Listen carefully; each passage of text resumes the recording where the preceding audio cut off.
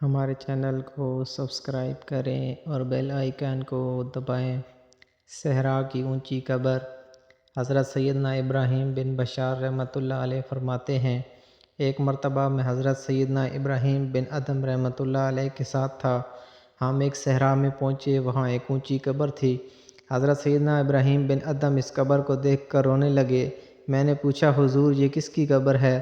آپ نے فرمایا، یہ حمید بن جابر رحمۃ اللہ علیہ کی قبر ہے، جو کہ ان تمام شہروں کے حاکم تھے۔ پہلے یہ دنیاوی دولت کے سمندر میں غرق تھے، پھر اللہ پاک نے انہیں ہدایت عطا فرمائی اور ان کا شمار اللہ عز و جل کے نیک بندوں میں ہونے لگا۔ مجھے ان کے متعلق خبر ملی ہے کہ ایک رات یہ اپنے لعب و لب کے محفل میں مست تھے، دنیا کی دولت و آسائش کے دھوکے میں تھے۔ جب کافی رات بیت گئی تو اپنی سب سے زیادہ محبوب اہلیہ کے ساتھ خوابگاہ میں گئے اور خواب خرگوش کے مزے لینے لگے۔ اسی رات انہوں نے خواب میں دیکھا کہ ایک شخص اپنے ہاتھ میں ایک کتاب لیے ان کے سرہانے کھڑا ہے۔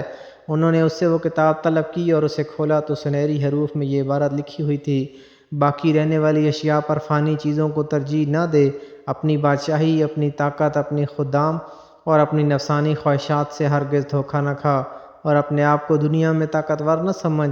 اصل طاقتور ذات تو وہ ہے کہ جو مہدوم نہ ہو، اصل بادشاہی تو وہ ہے جسے زوال نہ ہو، حقیقی خوشی و فرح تو وہ ہے جو بغیر لعب و لب کے حاصل ہو۔ لہٰذا اپنے رب عز و جل کے حکم کی طرف جلدی کر، بے شک اللہ عز و جل فرماتا ہے۔ حضرت سیدنا ابراہیم بن ادھم فرماتے ہیں، پھر ان کی آنکھ کھل گئی اور وہ بہت خوفزدہ تھے، پھر کہنے لگے، یہ خواب اللہ پاک کی طرف سے میرے لیے تنبیہ و نصیحت ہے۔